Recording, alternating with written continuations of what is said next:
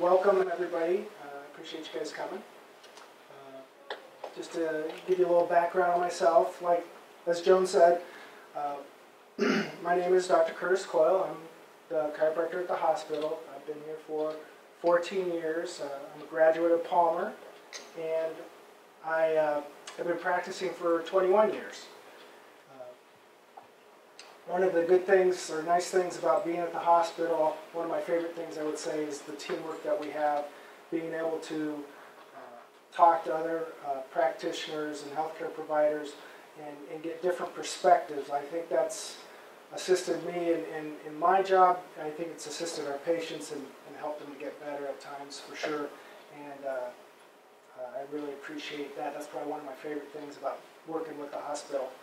A little bit about me personally. I've been in Sterling Rock Falls for longer than I've ever been anywhere else in my life. I'm a military brat. I've been married for over 8 years, coming up on 9 years, to the love of my life, Sarah. She's graced me with 4 children. Olivia's 16. She's a volleyball girl. Does good in school. We're very proud of all of them. Katie Ray, she's my 6-year-old. She's in kindergarten, and she's a little sick right now, but she's also probably the brainiac of the family right now anyways. And Chase, he's my tough guy. He's tough on the outside and a marshmallow on the inside. He's the one who needs 2 kisses and 2 hugs every morning before I go to work. He's coming up on a birthday, and actually, it's been a countdown every morning, and this morning he woke up and popped out of bed and said, "Dad, guess what? One more day to my birthday." so my leprechaun's going to be 5 years old tomorrow.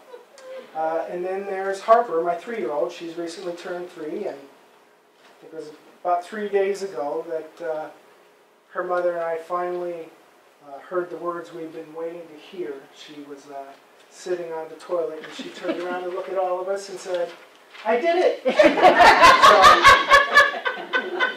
so things are going well in the Coyle household. Things are going really well.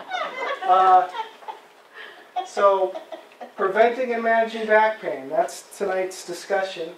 You may notice that I put on a chiropractor's perspective down there, because it is my perspective. I picked the stats to go on this talk, and some of the things will be that from research that I've looked at over the years, and some of the stuff will be more clinical experience and my personal experiences through practicing for over 20 years and dealing with this stuff.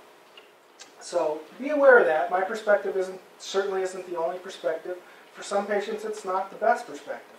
But we get a lot of people better, and we're pretty proud of it. I'm going to go ahead and get going. Goals of my discussion tonight. I want to introduce myself and my practice to you guys, for those who have not seen me before.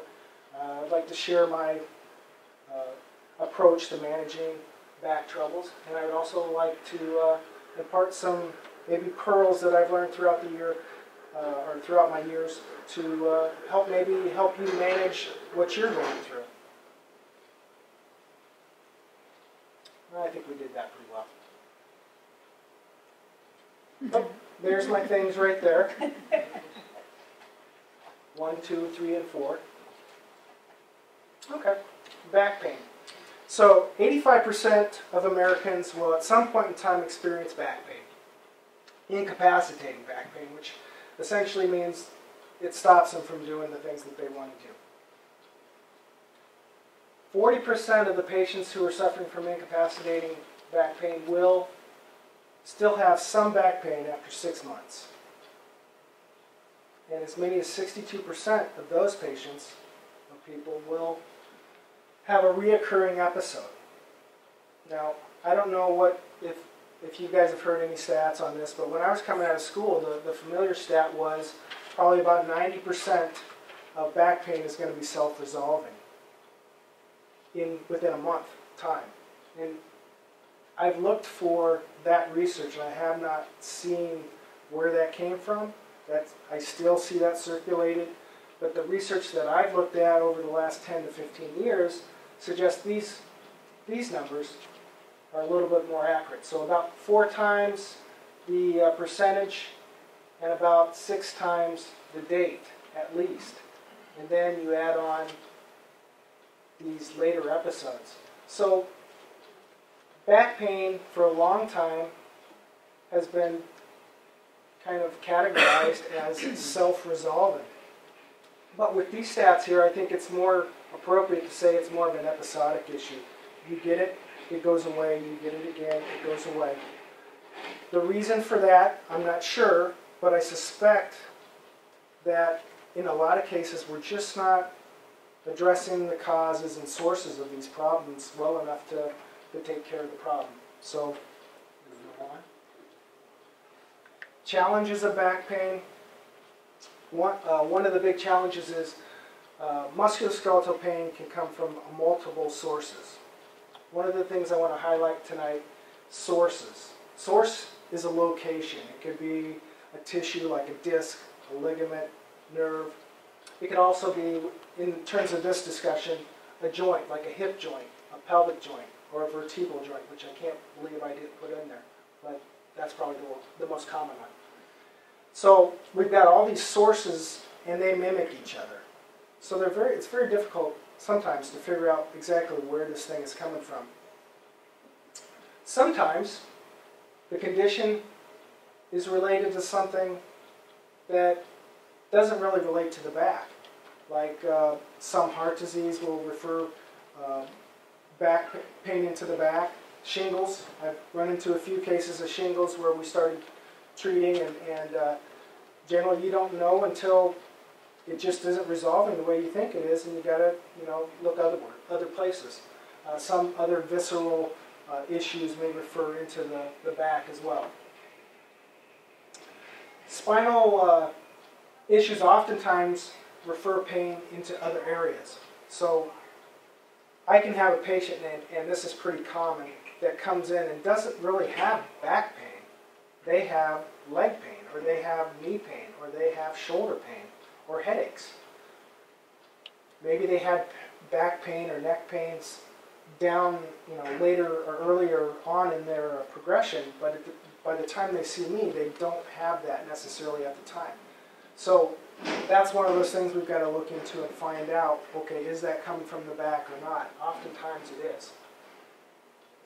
The other challenge is that chronic spinal issues, whether it be from the neck or the lower back, if they're there long enough, and I always tell patients the longer this thing has been here, the bigger chance it has to affect another joint. And it does that, especially in the back, when you have a back issue, it will weaken some of the muscles, some of the main muscles in the lower extremity.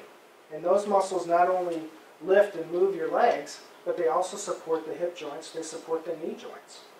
So if you've got weak muscles over a period of time, chronic, it really gives Father Time a chance to degenerate or affect those areas. And sometimes they have to be addressed, or it's just not going to resolve well. So determining all these sources and different variabilities requires a detailed exam and history, which we'll get into a little bit later. Method of treatment. There are many methods. Self-care, which we've probably all tried that. Medicine, exercise, modalities such as muscle stim, heat, like you might find in physical therapy, chiropractic care, acupuncture. I see these, this isn't an all-encompassing list, but I did segment these as in, this would be a first line. This is, maybe something I would try first. Secondly, you go to a more stronger or maybe more risky procedure. And then hopefully, if none of these things work, and you've tried a bunch of them, then hopefully there's a surgical option for you. My philosophy on treatment. Try and find a cause or a source and address that. Now the word cause has come up. What's the difference between cause and source? Remember, source was a location or a tissue like disc and ligaments or a joint. Cause, an example of cause might be Jane Smith comes in with neck pain to see me for the very first time, and during the history she tells me that she holds a phone with her neck for 8 hours a day. Well, that's probably a cause. That's something we're going to look into. So a cause is something you might be doing to either start the problem or keep it going. Order of care should always, in my book, be least invasive to more invasive. In other words, when we're looking at the other slide, we should always try here first and then move on to the next step whenever possible. Sometimes that's not possible. A patient comes in, they're having bladder control trouble, or they have severe weakness in the muscles that seems to be very progressive. Well, then we need to skip a step and go ahead and get a neurosurgical consult for that person, because we don't want that to go and not be able to come back. Care should include directed self-care. So again, self-care was one of those guys that we started with. Directed self-care is care that you do yourself, or that a patient might do themselves, but it's under direction. We've given them guidance. Okay, what should you do? What shouldn't you do? There are things such as exercises and postures and daily routines that might serve to further the pain and the injury, and there are things that you can do that might help, and we want to direct you in the right direction towards those things that might help. At the end of the treatment plan, we're all better now. I think we should have something, because of the episodic nature of low back pain, something that serves as a prevention mechanism. Now, in my office, the nice thing is the directed self-care is a big part of that.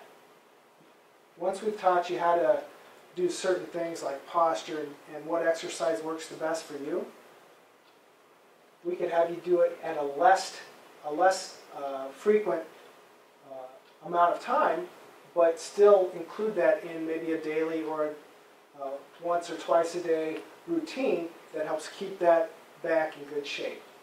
Other things that we might add to that might be like some core exercise stuff, which I can share with you at the end of the discussion. Real easy stuff. The exercises that I promote are really, I believe in easy exercises. I believe in as little time as possible spent on them so that you're more inclined to do them consistently. 30 minutes of exercise a day isn't happening, I know that. So, since I brought up the end of the discussion, at the end of the discussion we're going to have a chance to do questions and answering. So if you do come up with any questions, write them down and I'll be more than happy to answer them at the end, okay? We'll have plenty of time. So history and exam. We want to do a good job here. It's important because it really points us in the right direction as to what kind of treatment we'll need to take care of the problem. One of the big things we want to do is rule out serious conditions. Luckily, serious conditions, they're not very frequent.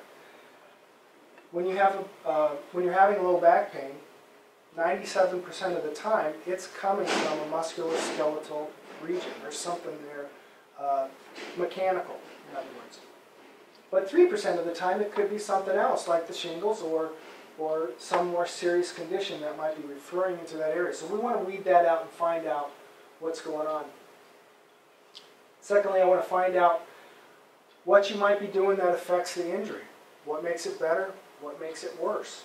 That's going to give us some really good information on what to do next. Because if you're doing something that makes it feel better, well, I might be able to find something even better that will make it even better. Or conversely, if we find something that's making it worse, we may find a different way to do that might help out. Determine a source. That's a tough one, like we said before.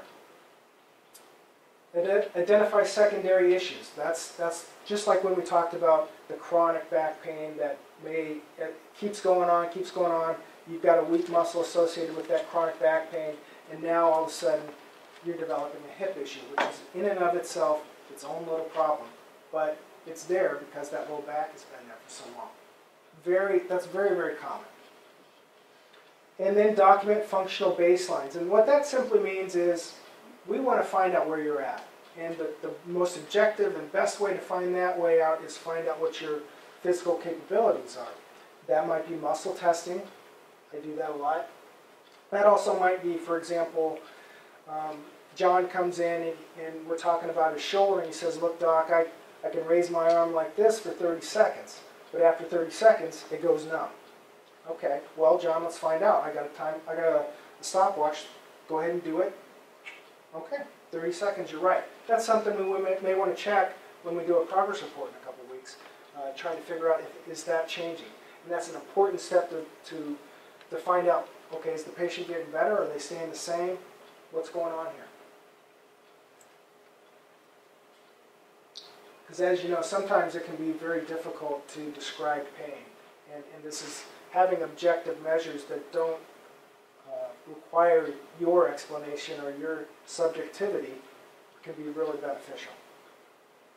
Treatment plans generally are going to last between 2 and 4 weeks, sometimes shorter, sometimes longer, but that's a generalization.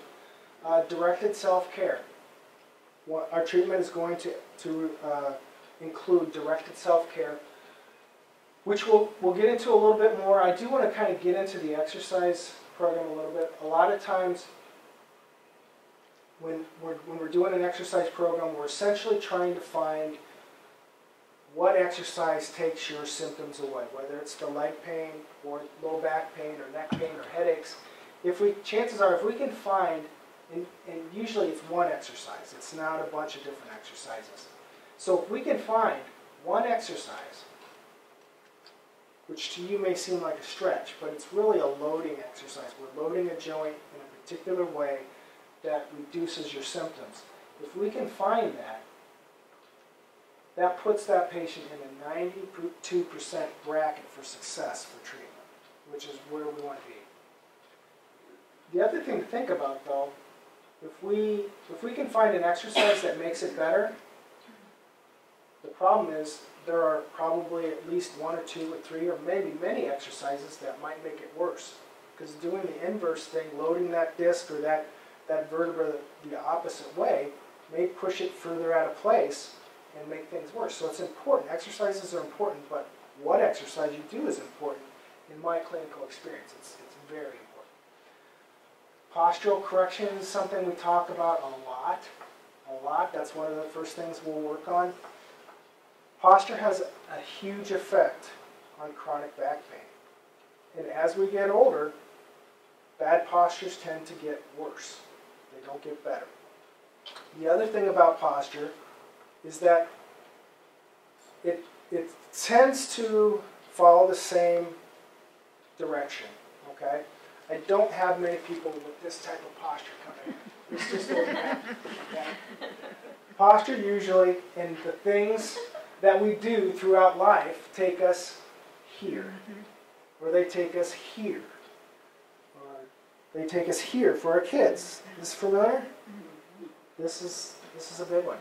But so usually when we're looking at posture correction, we're trying to say, okay, what's the benefit of not doing this, especially in our resting positions when we're not even doing anything? Let's build a better posture when we're standing, sitting, walking. And let's use these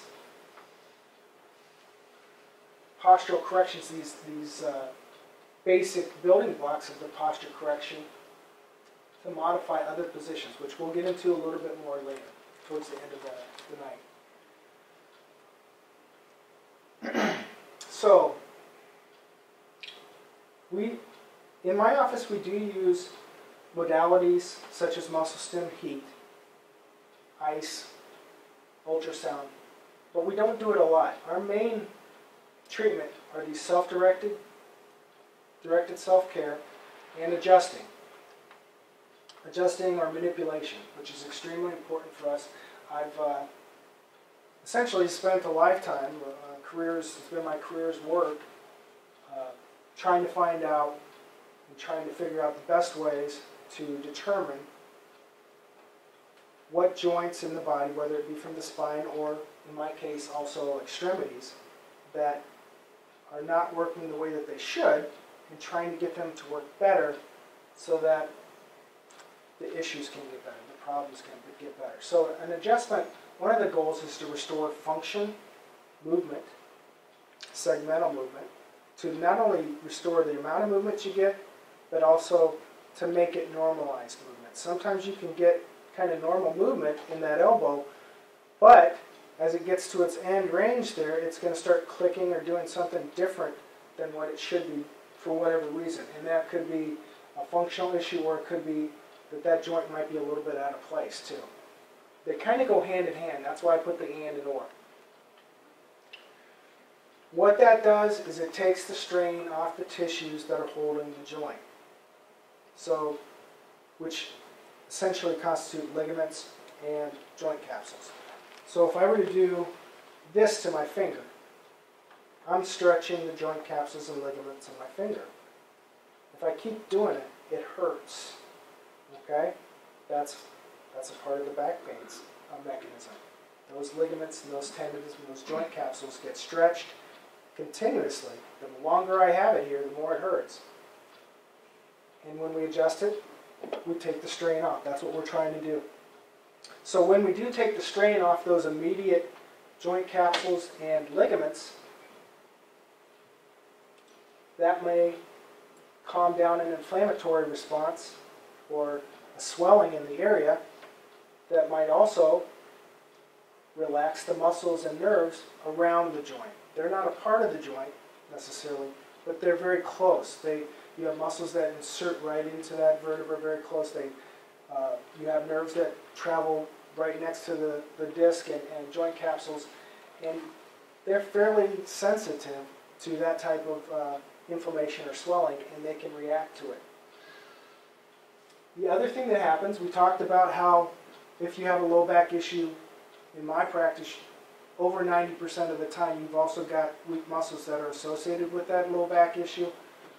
Well, adjustments improve the strength and coordination of those muscles, of those secondary joints that might be causing issues for you too. Adjustments are generally pain-free, in some cases surprisingly so. I've had patients where it really, really hurts to touch the patient, but we can get in and do adjustments and seemingly without much pain at all. And it's a very safe method. I've been practicing for quite a while. I've had to have adjusted thousands of patients and made tens of thousands of adjustments, and nobody's ever been seriously hurt. So.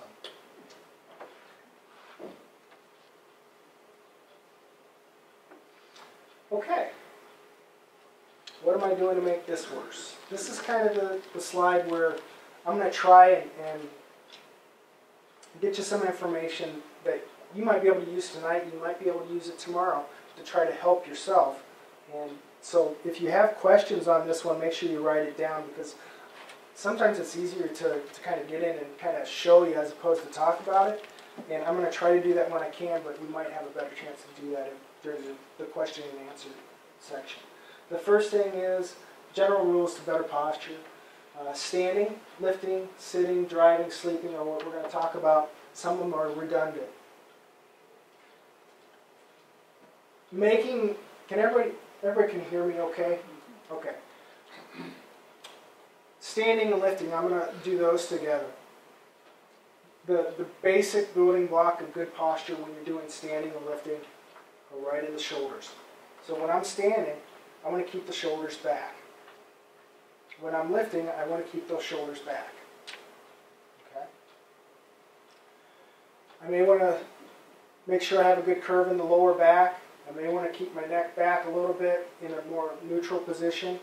But usually, the trick is the shoulders, because usually everything else is going to follow those shoulders. If you bring those shoulders back, most of the time, for most of my patients, the neck is just going to naturally come back, and you're going to have a good curve in your lower back naturally.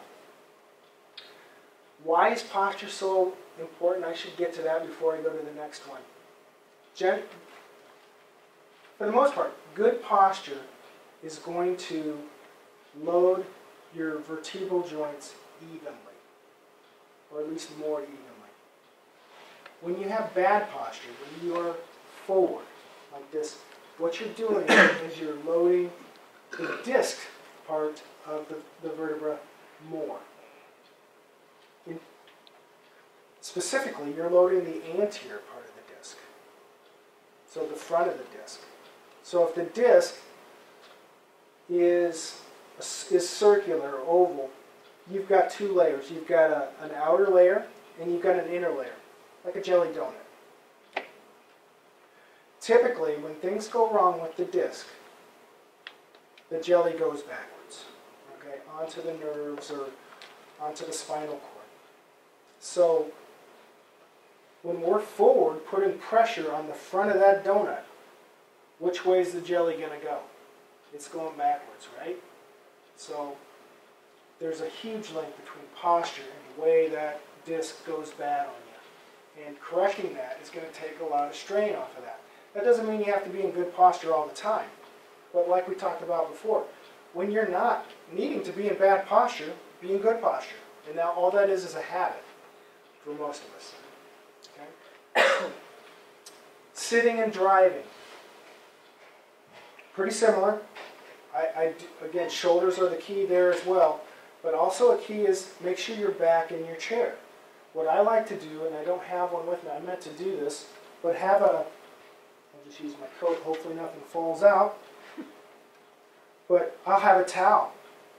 I'll roll it up right over here in the small of my back, and when I sit back, it's going to be right there, and I'm going to try to get my shoulder blades on the back of the chair.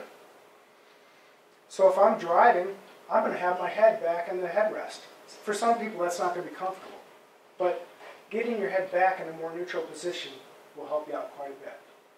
Sometimes your headrest will, you can modify them a little bit, where I've got mine all the way back, and if I get back there and touch that headrest, especially if I'm driving a long distance, it really feels good. I catch myself all the time.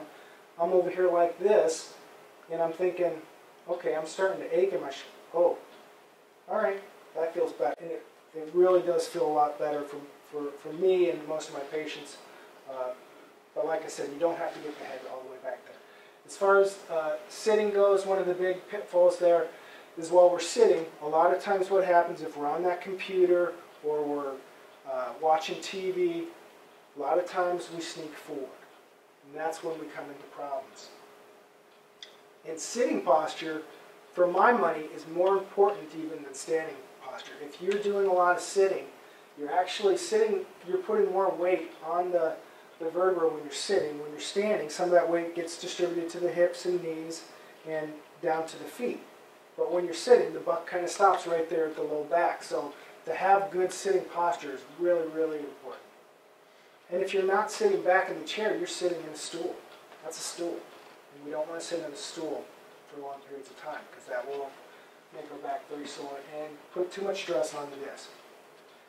Sleeping posture. It's, if you have a good back and you're not having any pain, sleeping posture is probably not as important as the rest of these guys for prevention. But if you're in pain and you have a back issue, it can be very, very important. I had a patient, it's probably been a couple of weeks now, but they came in the morning with really, really bad back pain down the leg. And they came in, we adjusted them, they were feeling much better when they walked out the door. In fact, I think I scheduled them not for the next day, but the day after for a follow-up. And I came back from lunch in the afternoon, and he was the guy in the chair closest to the room. Couldn't wait to get into my office. So I asked him, well, what did you do this morning? And nothing, I was in bed. Well, tell me more. Well, I was reading. And I go, well, what kind of position were you in? And he had one of those beds that come up. So he had worked that bed in a way where he was essentially slouching, basically doing this, lying down, and it essentially put that disc right back where it had been. So it does make a difference, especially if you're injured. As far as sleeping posture goes, and my patients don't like to hear this, but a lot of them, but sleeping on your back does take a little bit more pressure off your spine. If you think about it, when you're on your back, your pillow or your mattress only has to support the little curves in your back. When you're on your side, that pillow and mattress has to support a space between your shoulder and your neck. That's a pretty large space to support for 6 to 8 hours or however long we're in bed. There are a lot of other variables. When you're on your side, it's not necessarily a good thing to be on your shoulder for that long either. Same thing with the hip, especially if you have hip trouble, you can really feel it in there. Some of my patients don't do very well on their back. One of the things that I'll oftentimes do, again, I get the handy towel. I use it for everything. I don't know why I didn't bring it. But if you're on your back, you can get a towel. I don't fold it up or roll it up. All I do is squish it together, and I put it long ways, and I put it on the small of my back. What that does is that just supports the small of your back, that curve there. And that can be sometimes be the difference between being able to sleep on your back and not. The other thing that you can play around with, which sometimes works very well as well, is just putting pillows underneath your knees. You can put 1 or 2 pillows underneath your knees, and what that does to the curve in your back is it flattens it out just a little bit to make it easier to support it. You can do a combination of those things to try, and what I've found as well, most patients can't stay on their back, but if you start on your back, find yourself on your side, get back to your back, wake up on your stomach or on your head, or what, it makes a difference. If you spend a few hours on your back, it's better than being on your side for 6 hours. So you don't have to be that rigid to get some benefit from it typically. Okay, so what are we spending most of our time doing, and how is that affecting our situation as far as back pain or injuries? That's a big thing for office. It starts in the history when we start talking about employment. What are you doing at work? What are you doing with your hobbies? I can't go over tonight everybody's specific issues, or because everybody's got a different routine. Everybody does different things during the day. But what I'll give you a few examples. For instance, we talked about, I think it was Jane who came in with neck pain and had been holding the phone for 8 hours a day. Obviously, that's not a great posture to be in for long periods of time. And this is, pretty obvious. What I do is I encourage patients to get headsets so that they can improve their neck posture right away, and that typically works really well. For a more different example, if we've got somebody who's lifting, let's say, and let's say their general job is to pick up a box and put it over here. One of the worst positions you can be in to get that disc going. And a lot of times when I get a low back disc that's been bad, and somebody did it lifting, there's always bending forward and twisting. I shouldn't say always, but a lot of times that bending forward and twisting while you're bending really puts that disc at risk. So we'll just go over some of the postural things that we talked about. Keep the shoulders back and step into that. So essentially, this daily routine thing, find the things during your normal daily routine that put you into bad posture, and apply the very general and basic rules of posture. You do that, that very well could make a big difference. In fact, what I usually tell my patients after the first day, to try to emphasize the importance of posture, because we've all, most of us growing up were told to have better posture, and we didn't listen. And sometimes we have spouses that tell us to have better posture. So we kind of put it off, but it's very, very important. In fact, I'll tell my patients oftentimes on that first day, if you put a gun to my head and you made me answer the question, what can I do? What one thing can I do to get rid of this back pain or to make this thing better? It would be posture. So I can't put it any stronger than that. It seems simple, but it's a big deal. Exercises, we got into this a little bit. I don't want to get into the directed self-care part of it, but some of us have exercise routines and we wonder if they're hurting or helping us. I would say generally if the exercises that you're doing don't hurt after or during, you're probably okay. But one thing that I strongly suggest for my patients is to not get settled on one particular exercise, but to diversify a little bit, especially with my runners. My runners, you know how runners are. They're addicted to running. They want to do it every day. They want to get better. Sometimes that's not the best thing. And the same thing with some of my power lifters or weightlifters. You got to switch it up. You got to, because when you're exercising, you're tearing those joints up. You're breaking them down, so to speak. And you've got to give them a chance to get stronger. They will get stronger if you break them down and give them a chance to heal. But if you keep breaking them down by working them the same way all the time, well, now it's just a repetitive activity, which is eventually going to catch up to you. And so I, in a nutshell, will oftentimes advise my patients to kind of cross-train, so to speak. Diet, I wasn't sure whether I'd put that up there or not. I don't want to get deep into that. Diet can affect, especially chronic pain. There are certain foods such as high saturated fat foods, eating too much can make you more susceptible to becoming inflamed or those joints to being swollen, and can cause a whole cascade of things, including back pain. So those are things to watch out for. And obviously, carrying more weight on your frame is putting more pressure on your joints and can affect those joints over the long haul.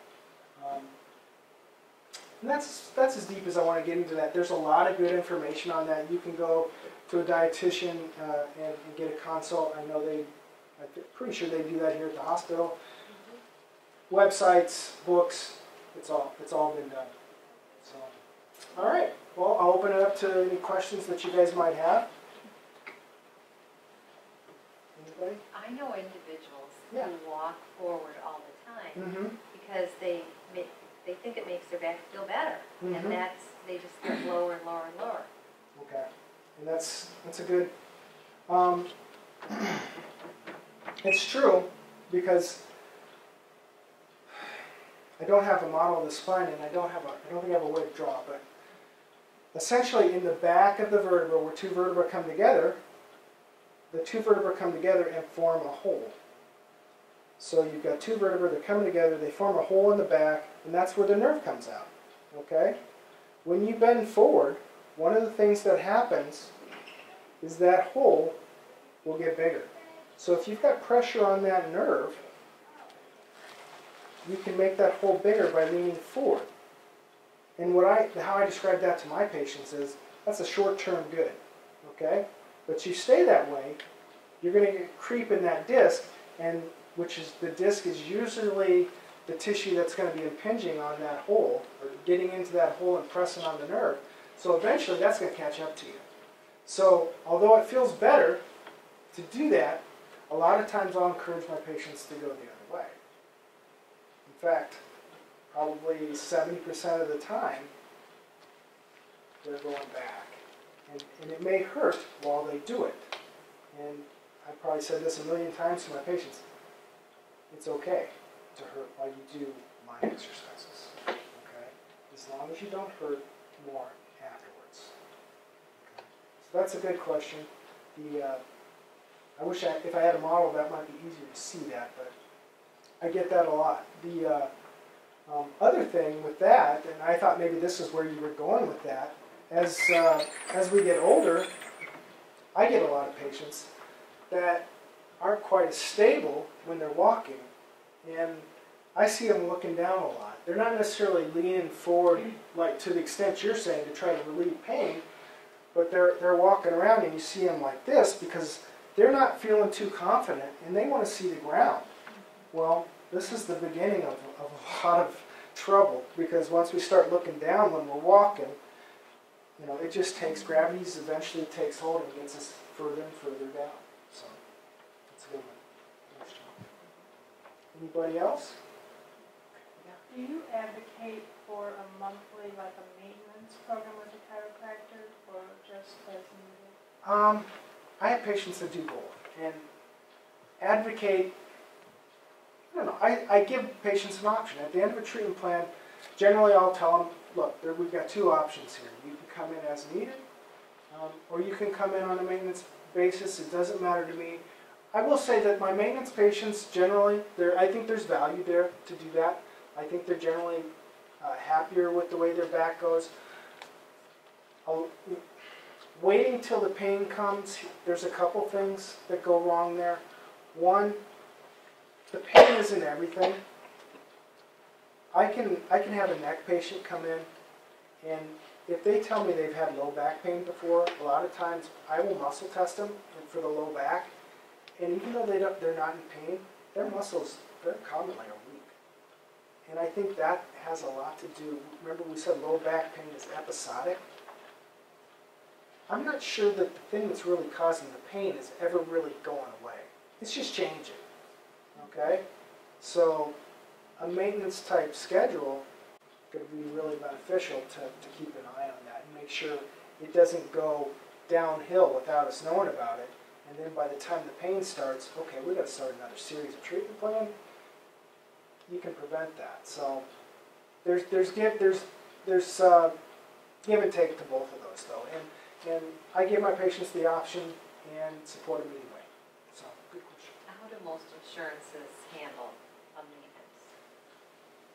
Generally, maintenance is not covered, especially like on Medicare. That's a big thing. Most insurances do cover chiropractic, including Medicare covers 80%, and usually if there's a supplementary insurance, that covers the other 20%. In general, maintenance care,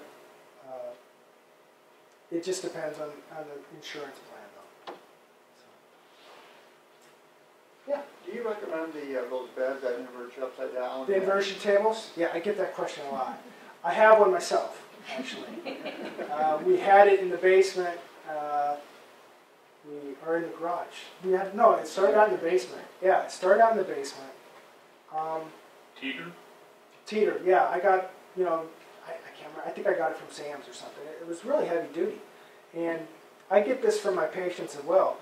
I ended up giving mine to my father-in-law because I just wasn't using it. And patients either like them or they hang clothes on them. There's no in-between ground there. So I would, when people talk about it, if they are going to try it, one thing that I do suggest is that you don't want to just hang continuously for too long a period of time. If you're going to do something like that, get back, 10 seconds, come back. And you don't have to go all the way down. The problem with it is, to my knowledge, I haven't seen a lot of great research that talks about the lasting effects of the inversion or traction for that matter. Okay? I know that it can help. I have patients that it's helped. I have a traction technique in my office that I've used occasionally, especially if we can't get them any other way. But I just haven't seen a lot of the studies that tell me, okay, what's going on long term? Are we stretching that disc out, making it good for today, but maybe worse for tomorrow? I don't know that that's happening, but I'm curious about that. I don't have the answer for that. But for short-term bursts, 10 seconds, come back, 10 seconds, come back. I mean, it's worth a shot. If nothing else works, I would borrow a friend's though. See if it works. So, yeah. How does arthritis affect the back, and how do you know if it's a factor? Okay. I knew this question was going to come up. Okay, it is a good one. Arthritis. Now, when we were talking about how the finger thing, what's going on with those tendons and joint capsules and ligaments, I should say, is they're getting strained. And arthritis is essentially inflammation of the joint. It can come from various places. If the arthritis or inflammation of that joint is coming from a situation such as that, then it's going to be very helpful. Chiropractic can be very helpful for that. The one thing that I see a lot that I wasn't going to mention, but I will mention it now, because I used to do this myself. I used to take a lot of x-rays. And x-rays, I mean, I used to use them to help me determine where I need to adjust. I would look at the alignment of the vertebrae, and I don't do that a lot anymore. But one thing that you see on x-rays is you're going to see degenerative changes on most people over 40, maybe it's 35. There's been a lot of research in back pain over the years, and there's been a lot of variability. Like this year, you know, this might be the great technique to use or the great method to use for back pain, but next year, when we compare it to this, it's not as good. Or, there's a lot of variability there. But what's been very, very consistent is that you can't see, in most situations, you're not going to see degenerative changes or arthritis on an x-ray.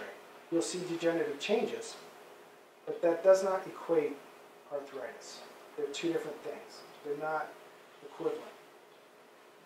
So, in other words, if I took 100 patients that were in pain, and I took an x-ray of them, and I took 100 patients that weren't in pain and took x-rays of them, and if they were of similar age, there is no way you would be able to tell the difference in those x-rays, in those two groups. No way. Which is good news, because guess what? What's on those x-rays isn't changing. That's going to stay there. That's great news, but that doesn't really cause your pain most of the time. You know, there are some advanced cases where those bony tissues can actually put pressure on the spinal cord or infringe on areas where they shouldn't be around the nerves, where it can cause problems. That's called stenosis. But for most people, it's just not it's not an indicator of pain at all. So, good question. Did that answer your question? Not real well. Well, say it again. Well, like after studying, when I get up, sometimes it takes a few seconds to get upright without having low back pain. Okay, that's not unusual.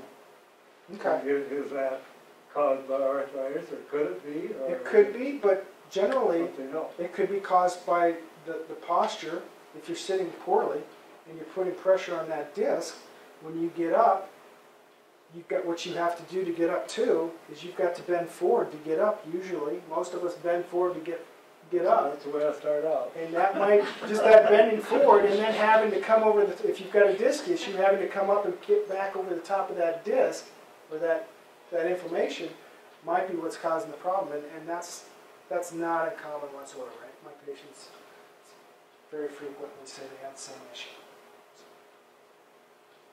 What was your correction for it? The same thing we talked about. The same thing we try to work on posture, seated and standing, find areas that aren't functioning or in poor position, improve that, and get it better that way. That's typically my approach. So, but I see that a lot in my office, and it seems to get better with what we do. Yeah. I mean, most, when you go to pick something up, you're straight, and you bend the knees. Okay, now when you get, lady, you can't bend the knees. Now how do you pick it up? I anticipated that question too today. Picture. Because you're right, some people can't. Well, I've got not lots a of patients 35-pound or 45-pound box. Well, I don't know if you noticed or not, but when I did that, did you hear my knees creak? Yes. But yeah, the best thing I have for you is the little stick, that has the grabbers on. I know it's kind of corny, but you got to do what you got to do. And if you have a back issue, it's better than doing this. Or just don't lift it if you're a back issue. Yeah. Where you go, hey Marv. Yeah, Exactly. exactly. Help me out. That's what I gotta do. That's- Someone else. Thanks for asking that question. Does that Oh, answer it? yeah. I know it's not the answer you were looking for. No, I but mean, there's sometimes a little I will say this. little 50-pound box and stuff. I will say this. I do a lot of extremity work. Sometimes there are knee issues just that are really small. They get out of place too. Sometimes there are areas that aren't moving as well.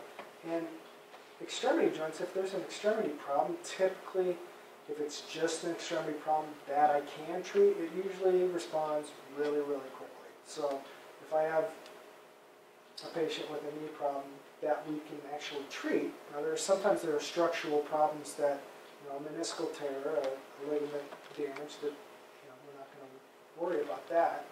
But for those minor issues that can cause major problems, a lot of times those are resolved in, 3 visits max.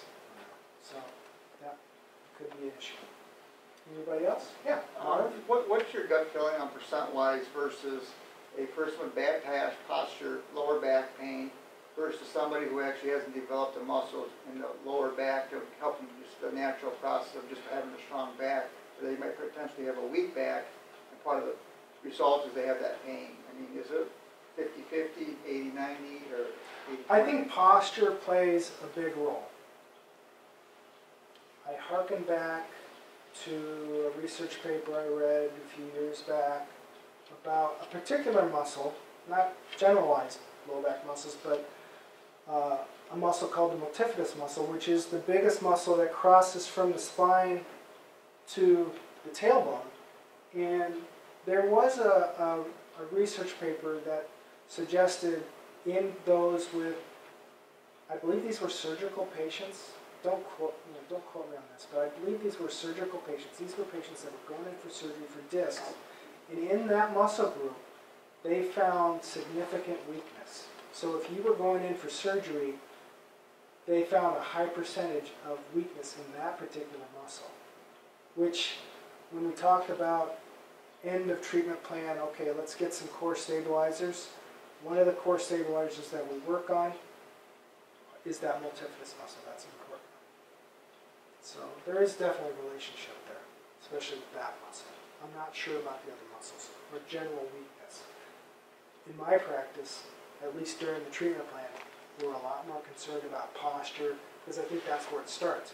If you've got muscle weakness in the low back, it may be because of all this other stuff going on, it's inhibiting those muscles. And until you get that posture and the function of that back to par, you're not going to get those muscles strong no matter how much you work them out, because it could be a neurological problem, number one. And number two, to work on those muscles, it's going to hurt too much until you get the back pain taken care of. So, good question. Do you also do a gait analysis? A walking? I do. It's not a real detailed gait analysis, to be honest. Usually when I'm doing a gait analysis, I'm looking for foot out, why your gait is. And usually I'm looking for if somebody has a hip issue. I'm looking, okay, what are you doing with that hip? Generally, if I have somebody who has hip pain, it's going to come most of the time from 2 different areas. Most of the time it's coming from the low back, the secondary issue like we talked about before, muscle weakness over time starts affecting the hip. But another thing that I see quite frequently is that if you've had a foot or ankle issue, over time, when you had that issue, when you were going through that issue, this is my explanation of it anyways, you changed your gait. Let's say you had a surgery or you had to wear a cast and you wore that boot over a period of time. You had a particular gait. You had to change things in order to locomote.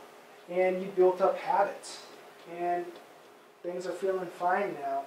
Some of those habits might still be around, affecting up the kinetic chain or in the hip. See that quite a bit. Anybody else? Do you accept patients directly, or do they have to come from referrals from CGH physicians? That's a good question. Probably 90% of my patients can come in whenever they want. It kind of depends on the insurance plan. Sometimes your insurance plan wants to have a referral. There are a few of those out there. But by and large, we take new patients without referral.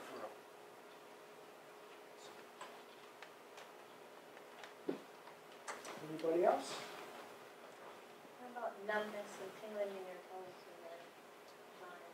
When you're lying down? or laying over? both numbness in the feet can come from a lot of different areas, but I wouldn't treat it any different. I'm not going to, because what we do is so safe and so innovasive. It's a great place to start, right? I see myself as a great place to start. You may not always take care of it. It may be coming from a different reason, but at least we can rule it out, is my philosophy on that. And if we rule it out, great. My job is to send you to somebody who might be able to help you.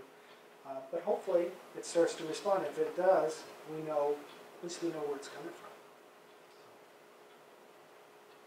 Yeah. I've done the least invasive all the way through to the point where I've had 2 back surgeries now. Okay.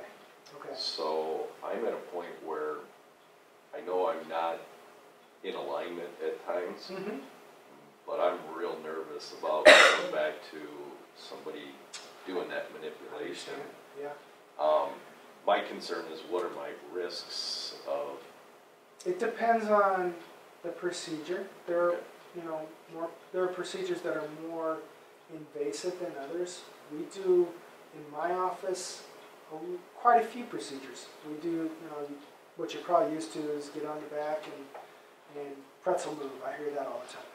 I don't do that a lot anymore.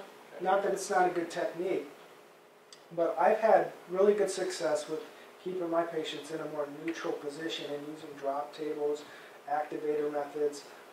Again, we use the exercise plans on patients after surgery. There's really no contraindication to that. So there's actually a lot of stuff that we can do. But that's where I would go. I try to find a procedure. There are a lot of procedures that aren't force-driven. They're more speed-driven, drop tables and activator methods that can be very effective. For the low back, I like the drop table more than the activator, but for the neck, the activator can be wonderful. So, yep. Anybody else? All right. Well, I thought we weren't going to get any questions. We got all those questions. That was great. Thank you so much. I appreciate it.